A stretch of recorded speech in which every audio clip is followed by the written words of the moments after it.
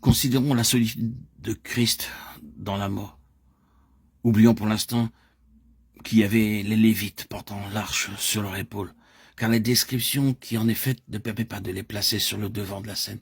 C'est l'arche qui est seulement en vue, comme si elle était très loin, environ 1000 mètres seulement les séparer. Mais c'est une grande distance qui permettait seulement de la voir de loin.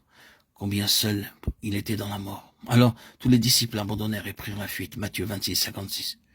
Il avait dit, vous me laisserez seul, Jean 16, 32. Et ils l'ont fait.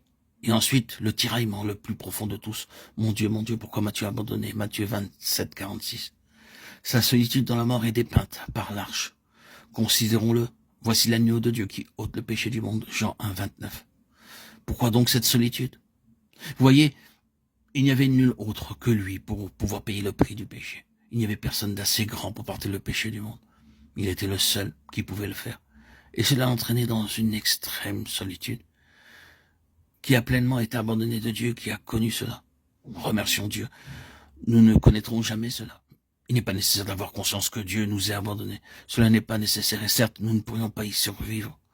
Mais il l'a connu. Il a fallu que le Fils de Dieu passe par cela. C'est le prix. Et il le paye en qualité de pionnier. Le pionnier de notre salut, le pionnier de notre héritage, le pionnier pour nous faire entrer en possession de tout ce qui est déterminé par Dieu lorsqu'il nous appelle à cette union avec Christ. Le pionnier devait payer le prix de cette complète et finale solitude. Est-ce qu'il n'y a pas quelque chose de tout cela dans le soupir, le cri d'Ésaïe, chapitre 53? Oui, il est le seul qui ait dû être blessé pour nos transgressions, frappé de Dieu et humilié. Son âme, créée par Dieu, a été une offrande pour le péché. Mais il verra une postérité et prolongera ses jours. Et hors de cette solitude surgira une puissante multitude. Les enfants dont tu fus privé. Ésaïe 49. La prochaine chose, et ce sera le mot final pour l'instant, c'est l'identification avec lui par la foi et le témoignage. Non, nous ne pouvons pas littéralement et réellement entrer dans cela. Remercions Dieu, et ce n'est pas nécessaire.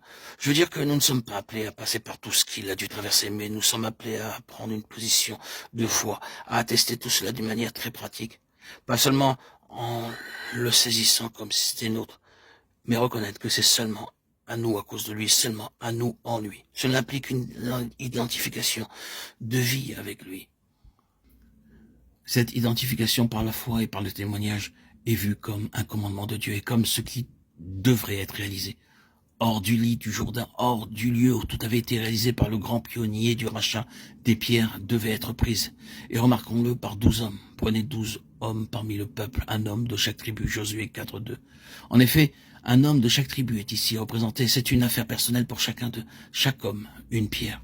Cela doit être une transaction personnelle, un témoignage personnel, une appropriation personnelle de tout cela.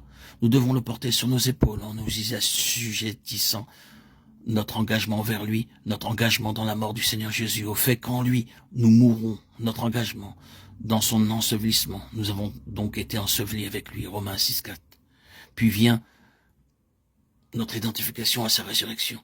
Les pierres dans le Jourdain signifient notre union avec lui dans la mort et l'ensevelissement. Les pierres prises hors du Jourdain et dressées pour mémorial sur l'autre rive typifient notre union avec lui dans la résurrection. Livre de Josué, chapitre 3 et 4, 1, 9.